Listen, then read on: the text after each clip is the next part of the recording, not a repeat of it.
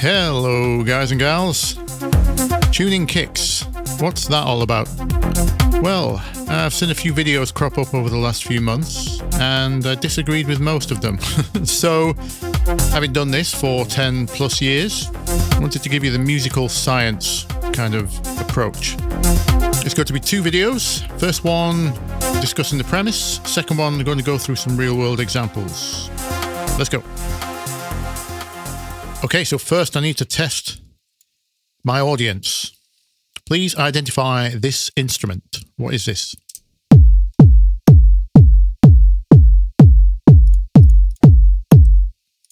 What's that? A kick drum, you say? Aha! No, I got you. It's not. Well, kind of. It's actually a synthesizer playing a pitched sine wave. Sorry to do that to you, but it's a great way to show you what is actually going on musically with a kick drum. If I slow down the speed of how fast this sine wave is being pitched, you'll be able to hear the truth.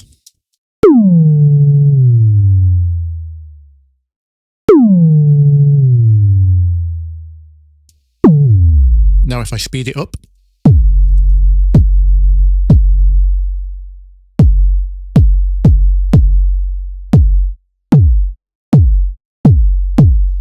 now, obviously, not all kicks are just sine waves, but the principle stands.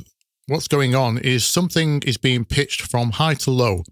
In fact, if you look at a kick drum within a track on a 3D spectrogram, like, for example, Isotope's RX program or similar, you will be able to spot the descending pitch of it.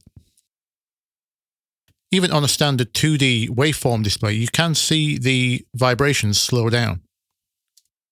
And I'd like you to start thinking about kick drums in this kind of way. Now, to tune the pitch of a drum, it has to settle at a regular pitch at some point. So, i.e., if I extend the end of this kick drum,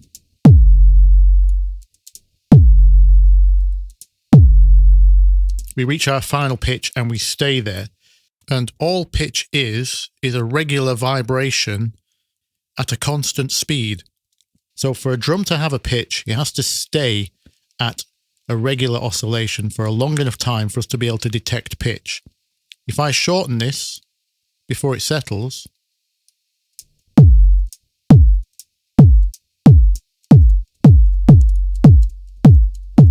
there's no discernible pitch.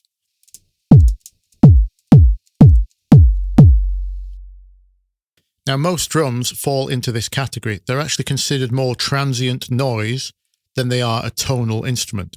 But if you can identify a pitch within them,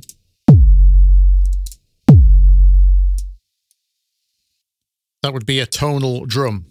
And those can be tuned to notes, like any other instrument.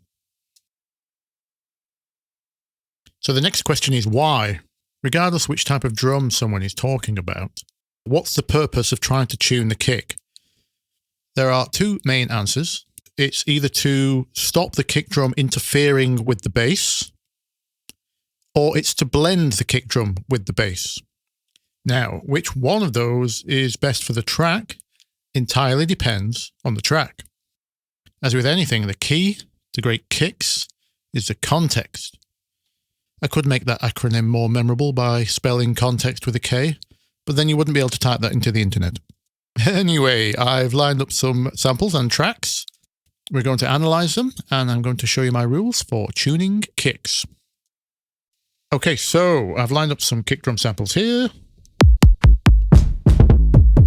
Now, I hear kick drums in two different categories, what I call divers and droners.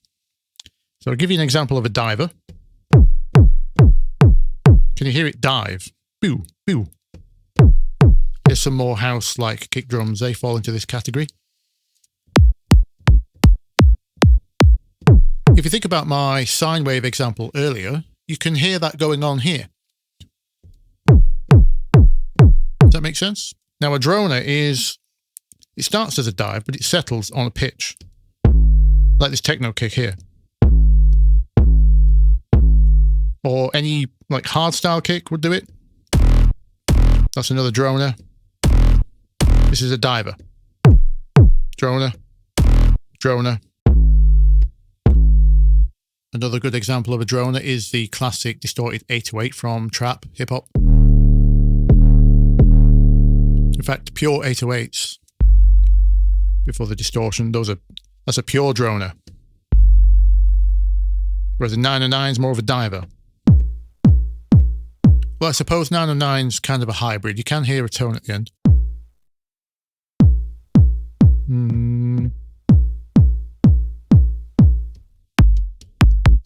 This would be a hybrid as well. It's got a little bit of pitch to it. But divers and droners, that's the concept I'd like to start thinking about.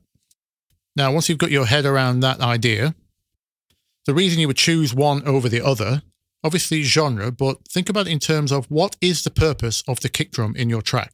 Is your kick supposed to be a drum or is it a bass?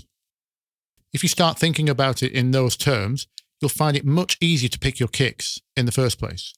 And speaking of picking kick drums, if you're looking at samples and their short diver kicks, you can safely ignore any key that's listed on them because you can't measure the pitch of something that isn't stable in pitch. It's constantly moving. So ignore that. They probably just put it through a tuner or something, and that's like the average that it gave them, which is why you can't use tuners to look at the pitch of kick drums because the descending pitch confuses them. So, in summary, here's my hot take. If your genre begins with the letter T, i.e. trap, techno, tech house, no, I'm joking.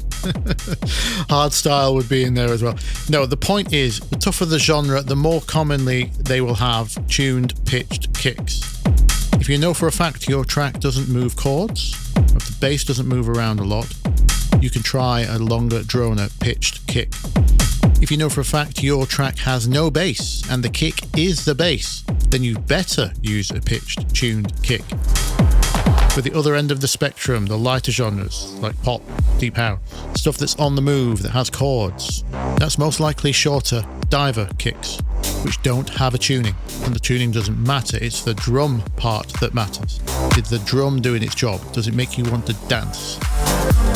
I'll wrap up for this video here, but I'm going to do a part 2 where I do a deep dive into a bunch of tracks and show you the bass and kick of them all, and show you those choices in context.